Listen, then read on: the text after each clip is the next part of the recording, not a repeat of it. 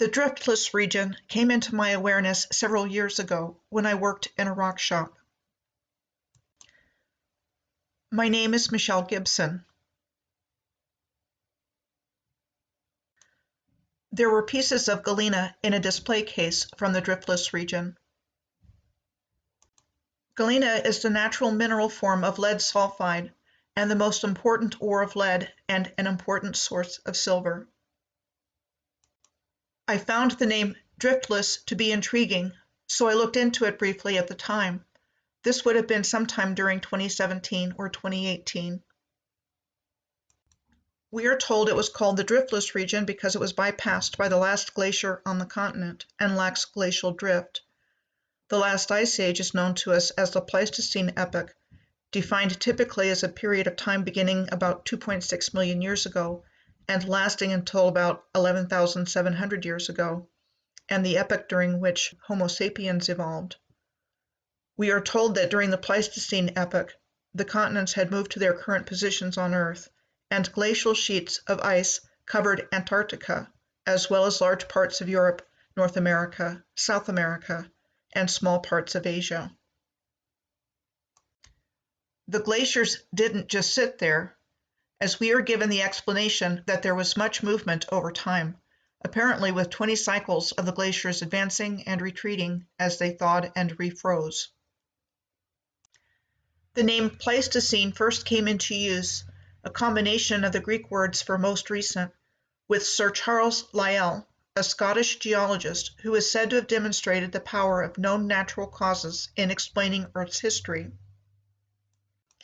In his books, The Principles of Geology, published in 3 volumes between 1830 and 1833, he presented the idea that the Earth was shaped by the same natural processes that are still operating today at similar intensities, or in other words, a gradualistic view of natural laws and processes occurring at the same rate now as they have always done.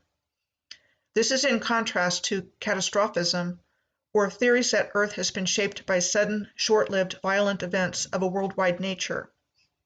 At any rate, as a result of Lyell's work, the glacial theory gained acceptance between 1839 and 1846, and we are told during that time, scientists started to recognize the existence of ice ages. The concept of glacial erratic has come to be the explanation for large masses of rock that have been moved by glacier ice and lodged in glacier valleys or scattered over hills. Examples include the rectangular Madison boulder in New Hampshire, and considered to be one of the largest glacial erratics in the world, at 83 feet or 25 meters long and 23 feet or 7 meters high, and upwards of 5,000 tons, with one part of it said to be buried to a depth of 12 feet or 4 meters. It is interesting to note the number of glacial erratics that end up either perfectly balanced by themselves or as a large block of stone balanced on top of smaller stones. The exact same idea is called a dolmen in other parts of the world and is considered the most common megalithic structure in Europe, believed to be a tomb or burial space. Cataclysmic flooding during the last ice age was given the credit for creating the channeled scablands in the southeastern part of Washington state. But I really think these geologic explanations were a way to falsely attribute natural forces to explain and cover up ancient man-made stonework. So, since we are told it was called the Driftless region because it was bypassed by the last glacier on the continent and lacks glacial drift, let's see what we find here. Thanks in advance to all who left suggestions of places to look at here in the comments section of my YouTube community post. I'm going to start my journey through the Driftless region in Nauvoo, Illinois. Nauvoo was the main gathering place for Joseph Smith and the Mormons after their expulsion from Missouri. Joseph Smith was the founder of Mormonism. In 1830, he published the Book of Mormon and organized his church in New York. In the same year, Sir Charles Lyell published the first volume of The Principles of Geology. Joseph Smith had a series of visions as a young man, and in one of the visions he was directed by an angel to a buried book of golden plates engraved with a Judeo-Christian history of an ancient American civilization, of which the Book of Mormon was his translation of the information contained on the golden plates. Joseph Smith and his followers left New York and moved west in 1831 to build an American Zion, which within Mormonism has multiple meanings, including the central physical locations the Mormons have gathered, including Kirtland, Ohio, Jackson County, Missouri, Nauvoo, Illinois, Zarahemla, Iowa, and the Salt Lake Valley in Utah. And according to Joseph Smith, the entirety of the Americas was Zion. Zarahemla refers to a large city in the ancient Americas described in the Book of Mormon. While the exact location of Zarahemla is not known, there was a Mormon settlement named Zarahemla in Iowa, directly across the Mississippi River from Nauvoo, and where there is an excavation of what might be Zarahemla. There appear to be geometric and astronomical alignments between the possible location of the Zarahemla Temple and the city of Nauvoo, with an equinoctial alignment between the proposed Zarahemla Temple site and the Nauvoo Temple.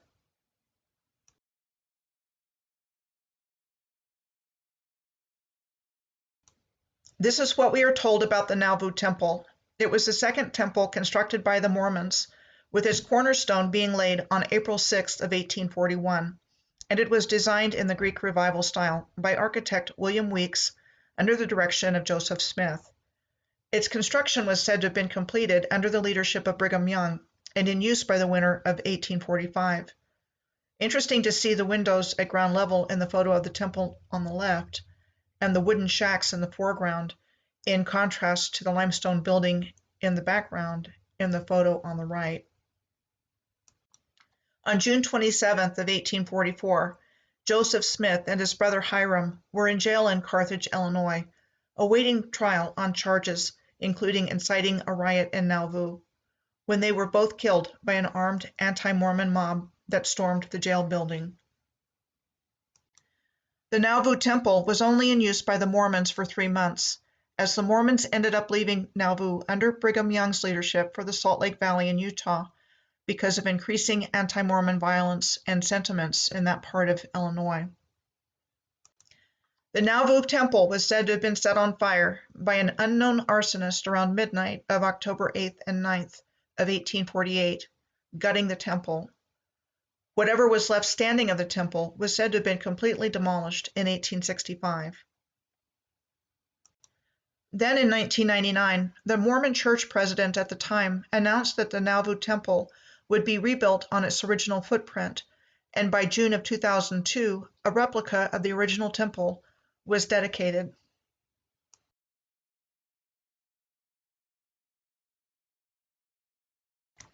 Interesting to note that in the 2010 census, Nauvoo's population was only 1,149. The Stone Arch Bridge in Nauvoo was said to have been built by Mormon settlers in 1850. Keokuk in Iowa is just a short distance southwest of Nauvoo and is the location of the Des Moines Rapids Canal, located on the Mississippi River. The construction of the 12-mile-long Des Moines Rapids Canal was said to have started in 1866, 1 year after the end of the American Civil War, and completed in 1877. Then it is said to have only been in use for 36 years, closing in 1913. Like what we are told about the Nauvoo Temple, does any of this make sense with the amount of effort and expertise that would be needed to construct massive engineering projects like these? Fort Madison, Iowa is just a short distance up the Mississippi River from Nauvoo. Here's an historic bank building in Fort Madison on the left, compared with the historic Alberta Hotel in Edmonton, Alberta in the middle, and the Richardson Building in Burlington, Vermont on the right. This is a wall of the Iowa State Penitentiary at Fort Madison on the left, compared with this wall of the Cardiff Castle in Wales on the right. This is said to be the original fortification on the grounds of Cardiff Castle, which was said to have been built in the late 11th century, after the Norman conquest by William the Conqueror in 1066 AD. It is what is called a motte and bailey castle, but looks suspiciously like a mound to me. For comparison, this is Silbury Hill, called a prehistoric artificial chalk hill in Wiltshire. It is part of a complex of Neolithic monuments and located a short driving distance from the Avebury Stone Circle. It is considered the largest man-made structure in Europe, believed to date back to 2400 BC, and a popular place for crop circles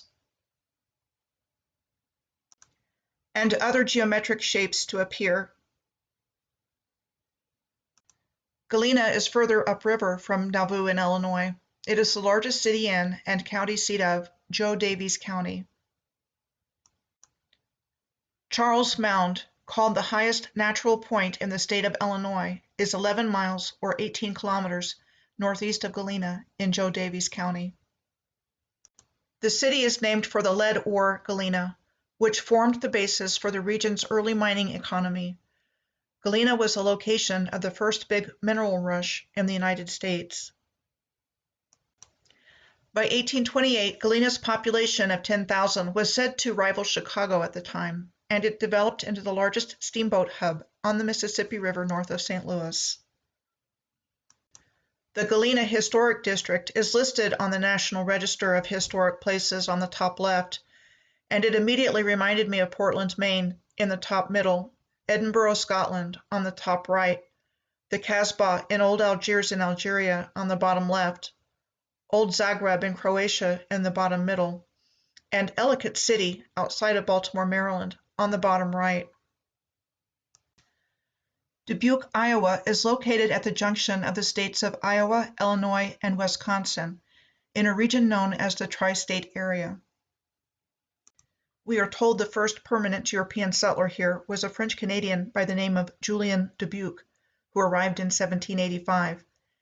In 1788, he received permission from the Spanish government, who controlled the Louisiana Territory to the west of the Mississippi River at the time, and the local Meskwaki, also known as Fox tribe, to mine the area's rich lead deposits.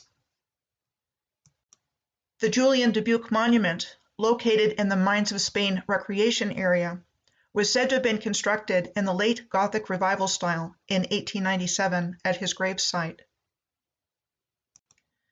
The Mines of Spain recreation area has a network of trails to choose from. This is the recreation area's Horseshoe Bluff. If there weren't supposed to have been any glaciers freezing and thawing over and over again in the Driftless region, what is the explanation for the existence of this wall-like looking rock formation with the Mississippi River on top of it?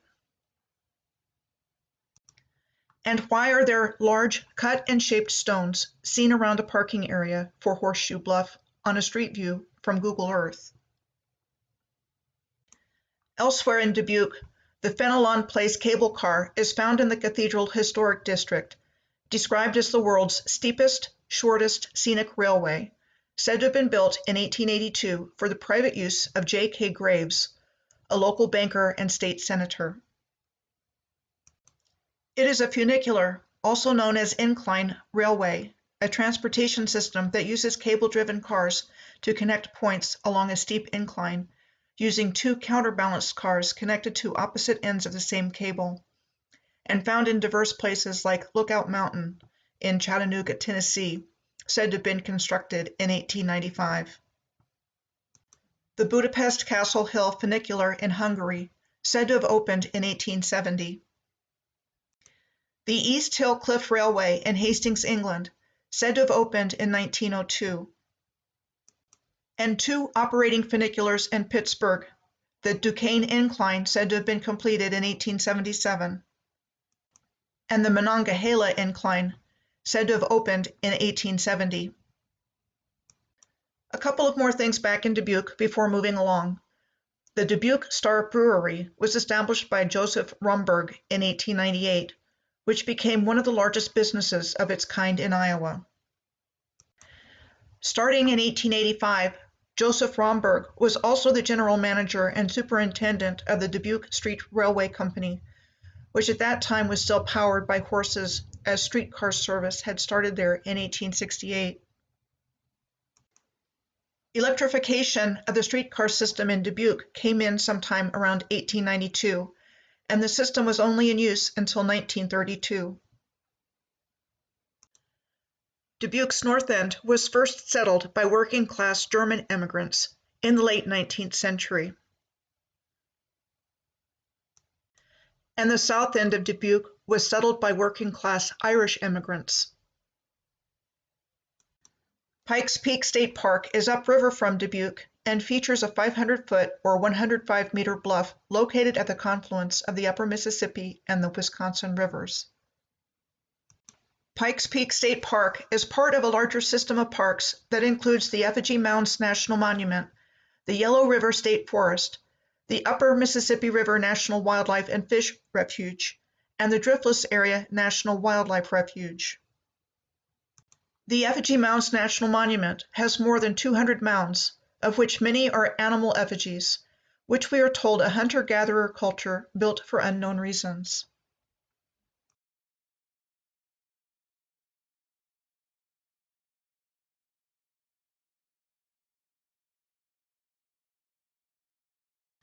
The Yellow River State Forest is just north of the Effigy Mounds National Monument and was said to have been established by the Civilian Conservation Corps in 1933, one of the New Deal programs established by President Franklin Roosevelt during the Great Depression. The Upper Mississippi River National Wildlife and Fish Refuge is one of only two in the United States that spans parts of 4 states: Minnesota, Wisconsin, Illinois, and Iowa, all of the states of the Driftless area, running from Wabasha, Minnesota, to Rock Island in Illinois. These landforms are found in the Upper Mississippi River National Wildlife and Fish Refuge. In the historical narrative we have been given, we are clearly told there were not glaciers here during the last ice age, a typical explanation for features in the landscape. Then, how might these have been created? The Driftless Area National Wildlife Refuge is in Iowa, Illinois, and Wisconsin, and there are only 3 units open for public use: Fern Ridge, Howard Creek, and Pine Creek. Makes me wonder why they would limit the public's access here. There are even closed areas within the units open to the public.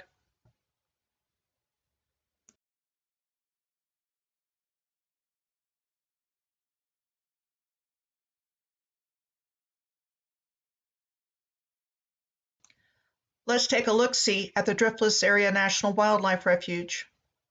Not finding a lot of pictures taken there, but here's one that was clearly marked as such. The cities of McGregor and Marquette in Iowa and across the Mississippi River in Prairie du Chien, Wisconsin, are nestled between these parks.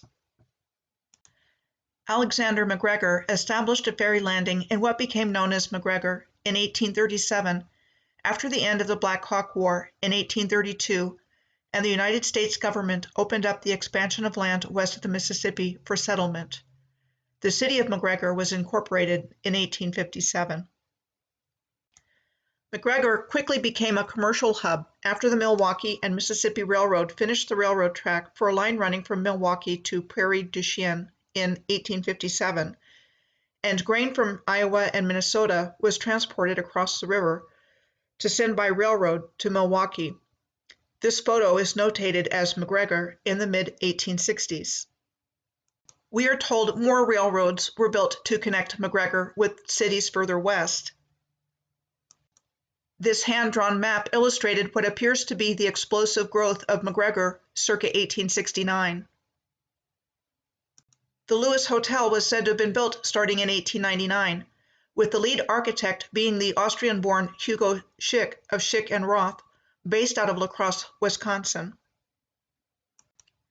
The Lewis Hotel still stands today, only it's now called the Alexander Hotel, minus the domes it had originally. More on La Crosse, Wisconsin shortly. I found this interesting looking historical picture of McGregor with the Lewis Hotel seen in it. Apparently the destruction pictured here in McGregor was the result of an electrical storm in which lightning caused a fire, and the same storm produced a heavy downpour, causing a flood of mud and water on May 19th of 1902. Here's an historic photograph of McGregor's Main Street and Main Street today. Marquette, Iowa is located just a short distance north of McGregor and across the river from Prairie du Chien in Wisconsin. Named for the Jesuit Jacques Marquette, who along with Louis Joliet was said to have discovered the Mississippi River through here in 1673, and it was originally incorporated as North McGregor in 1874. It served as a railroad terminus for McGregor. The riverboat Casino Queen is a popular attraction in Marquette, and I can't help but notice the distinctive conical shape it sits right next to. Marquette is connected to Prairie du Chien via the Marquette-Joliet Bridge, taking U.S. Route 18 from Iowa to Wisconsin. Prairie du Chien was established in the late 17th century by French voyageurs, French Canadians who transported furs by canoes during the fur trade years between the early 17th century and the mid-19th century. A fur trading post was established in the area in 1685 by Nicolas Perrot.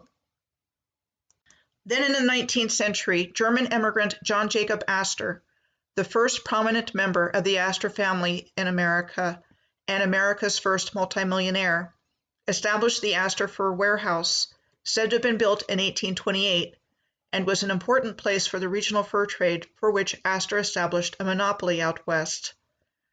The Astor Fur Warehouse has a mud-flooded appearance with the ground-level window and the below-ground level entranceway. During the 19th century, Fort Crawford was an outpost of the U.S. Army at Prairie du Chien. The first Fort Crawford was said to have been occupied between 1816 and 1832. And the second was occupied between 1832 and 1856, and has been preserved as the Fort Crawford Museum in what was the fort's military hospital. Fort Crawford was said to have been part of a series of fortifications along the upper Mississippi River that included Fort Snelling, located in Minnesota near St. Anthony Falls, with its construction said to have been completed in 1825. And Fort Armstrong in Rock Island, Illinois, said to have been constructed between 1816 and 1817. Fort Crawford was part of a string of forts in the Fox, Wisconsin waterway, which included Fort Howard, near the mouth of the Fox River in Green Bay, and said to have been the first fortification built in what became Wisconsin. And Fort Winnebago in what is now Portage, Wisconsin, and said to have been constructed in 1828. The next place we come to heading north on the Mississippi River is La Crosse, Wisconsin, the largest city on Wisconsin's western border. A regional hub, companies based in La Crosse include Quick Trip, a family-owned chain of convenience stores founded in 1965, City Brewing Company, established in 1999,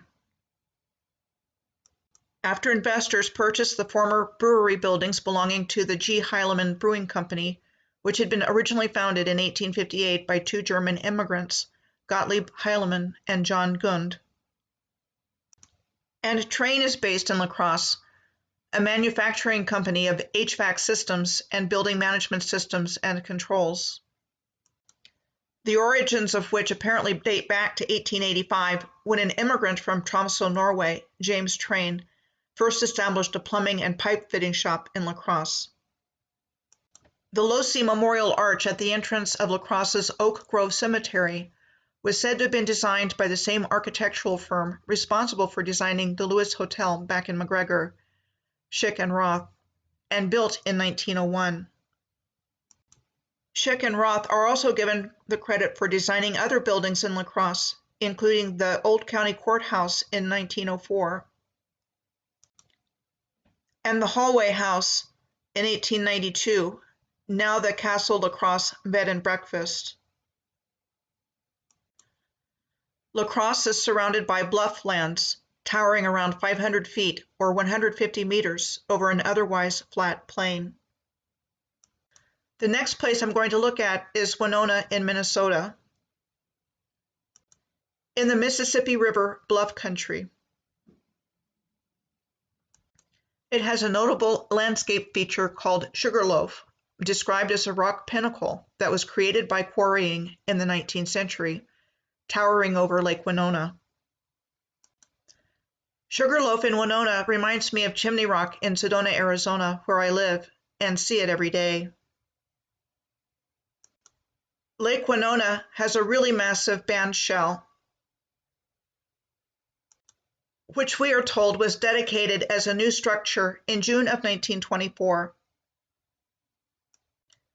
Europeans arrived to settle Winona in 1851, laying out the town in lots in 1852 and 1853.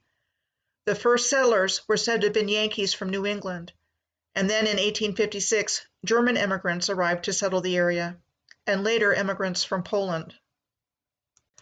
We are told that Winona's growth was enabled by railroad and steamboat transportation and its development, as it developed wheat milling and lumber industries. With the construction of the Winona-St. Peter Railroad from Winona to Stockton, Minnesota, being completed in 1862, which would have been during the American Civil War. Wabasha, Minnesota is my next stop. It was founded in 1830, and apparently wants the world to know, and only know, it was the setting for the 1993 movie Grumpy Old Men. The only thing I remember about Grumpy Old Men is that there was ice fishing portrayed in it. That's about all I remember from it. What else comes up for Wabasha? This is what we are told. Wabasha was first settled by Europeans in 1826 and is Minnesota's oldest city and longest continually inhabited river town. It was recognized as a city in 1830 after Chief Wabasha II of one of the Dakota Sioux tribes and representatives of other tribes of the region signed the Treaty of Prairie du Chien in 1830, ceding territory to the United States. Then Chief Wabasha III signed the 1851 and 1858 treaties that ceded the southern half of what is now the state of Minnesota to the United States, beginning the removal of his tribe to several reservations further and further away from Minnesota, ending up at the Santee Reservation in Nebraska, where Chief Wabasha III died. In the 1830s, Augustin Roque established a fur trading post there, and the community grew around his trading post, with the city being platted in 1854 and incorporated in 1858.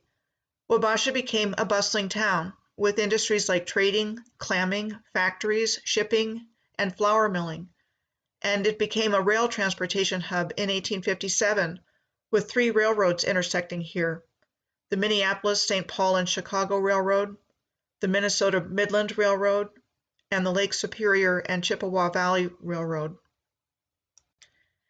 Here are some historic photos of Wabasha, with nice masonry buildings, dirt-covered streets, not very many people, and possibly a pyramidal shape in the background in the lower left photo. And here is downtown Wabasha today. The last place I want to look for the purposes of this video on the Driftless region is Red Wing, Minnesota. Trails from Red Wing lead up the massive landmark above the city known as Barn Bluff.